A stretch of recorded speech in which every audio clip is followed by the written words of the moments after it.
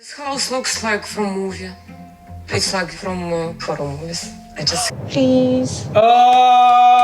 This is Natalie's trademark. Michael, why you do this to me? Babe, we can't go in 4 days. Get out. Her face. She goes quiet quite often. What's wrong? I need time for myself. I wish I was a priority. I'm not.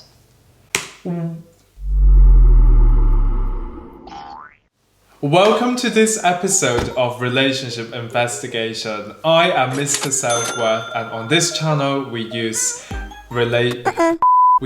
attachment theory to decode people's relationship dynamics and patterns that they may not be aware of. And today we're going to look at none other than Mike and Natalie. This episode is going to be on their small town glory. Natalie has always been my fiancé since I gave her the ring. But I mean, she gave me the ring back, and I don't know what it means in her country when she gives the ring back, but in this country, it's a big deal. Obviously, we got to work on.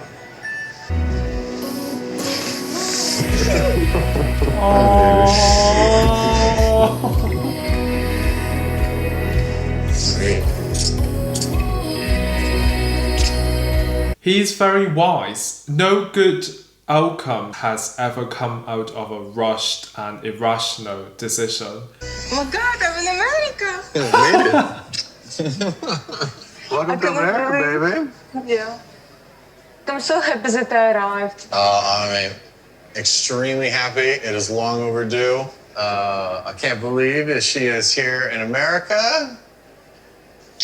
She is really theatrical, and I feel like there's genuine excitement coming from both parties. So that's a great start. Let's hope that they can really work things out. Beautiful flowers Oh for you. my God, thank you. You're welcome. Where is this color?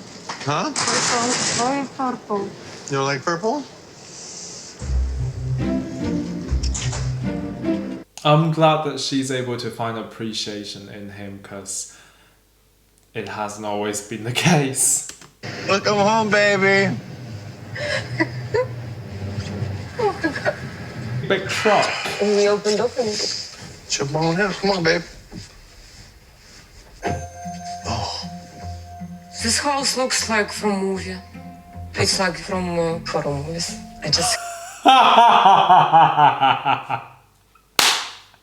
What a comment! No matter what you get yourself into, do your homework, do your research. Make sure you know what you're getting yourself into. How did you not know that he lives in the middle of nowhere? You're not just there for holiday, you're there to marry him. So Come on in. This is the mud room. It's all dirty. Yeah? Gonna get always muddy in here.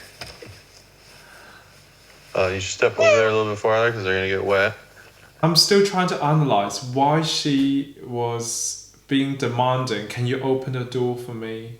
Just see if little seemingly harmless acts add up. If you were in Natalie's position and want to figure out the person you're dating is a gentleman, the best way to do it is to take a back seat and simply observe. You take your bag? Let me see. Have a seat. It feels...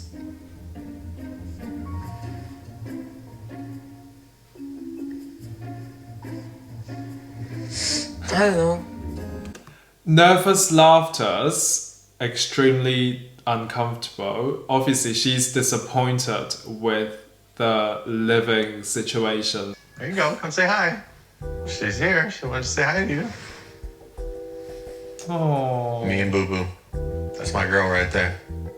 My longest relationship. I'm a dog person.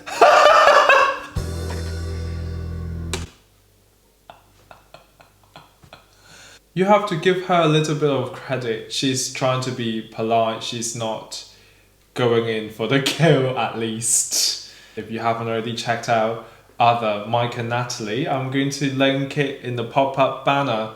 Is this what you were expecting? No. I don't know. It's just... No. I mean, the house is really small and the voice is very, very cold.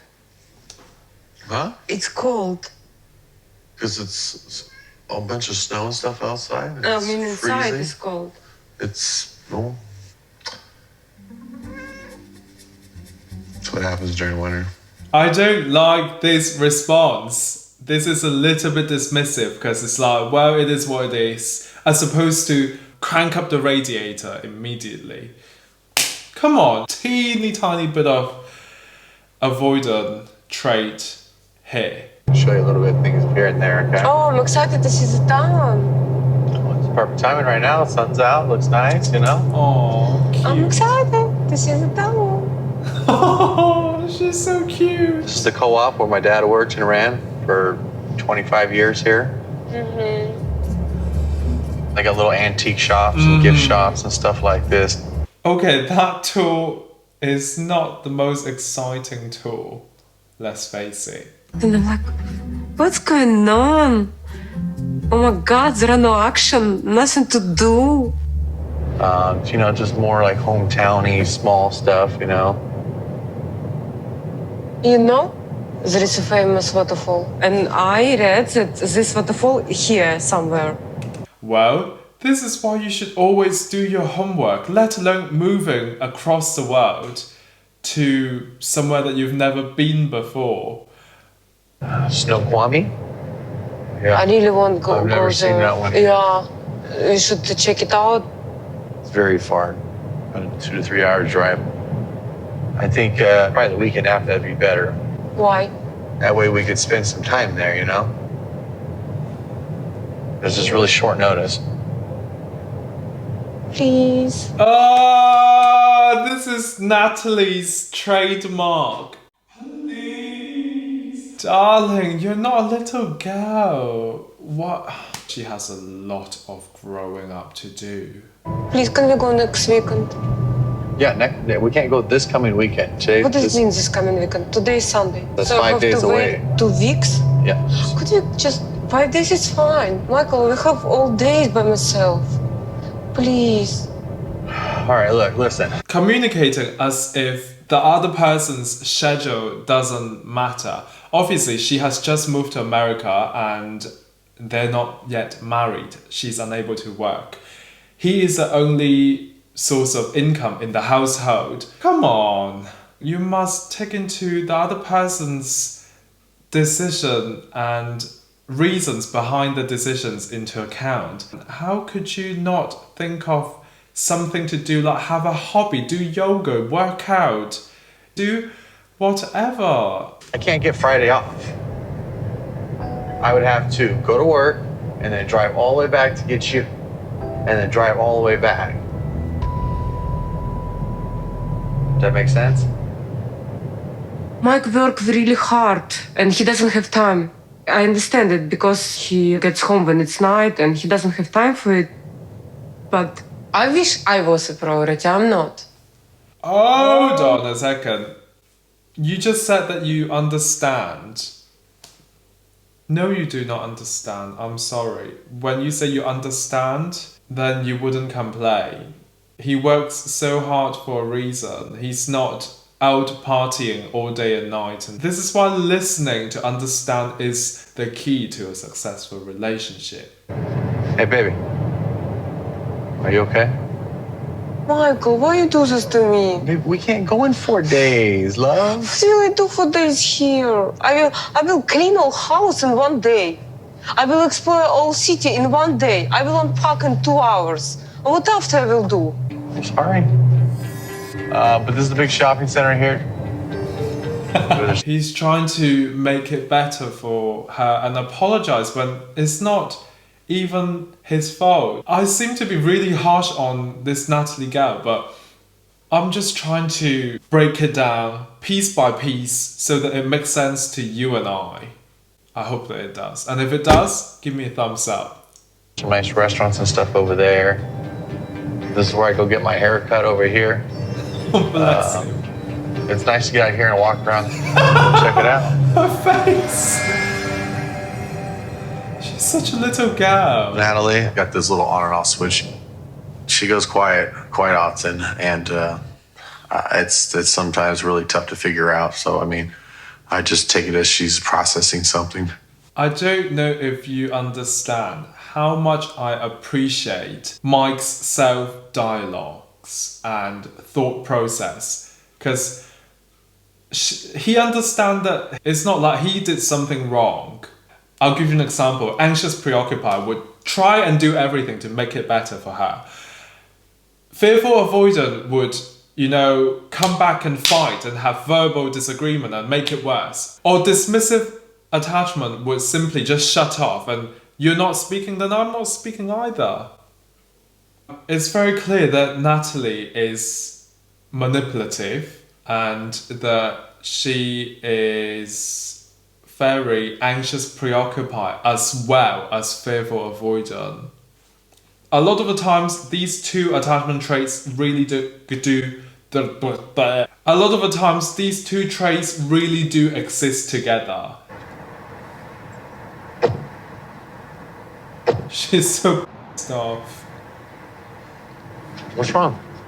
You notice previously she said, "Why do you do this to me?" This is a really reactive way to communicate and to live, I should say. She fell victim for whatever he didn't even do. So be very mindful of whether you do that to your significant other.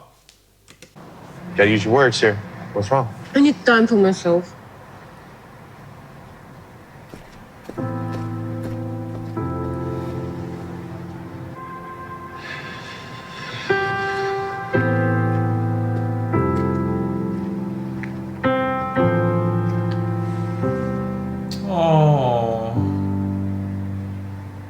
This is a really complex situation to decode, because you can perceive Mike as being an anxious preoccupied. She said she needed time and he is trying to go and make it better. He's learned that she plays games and she is passive aggressive and she needed tender loving care.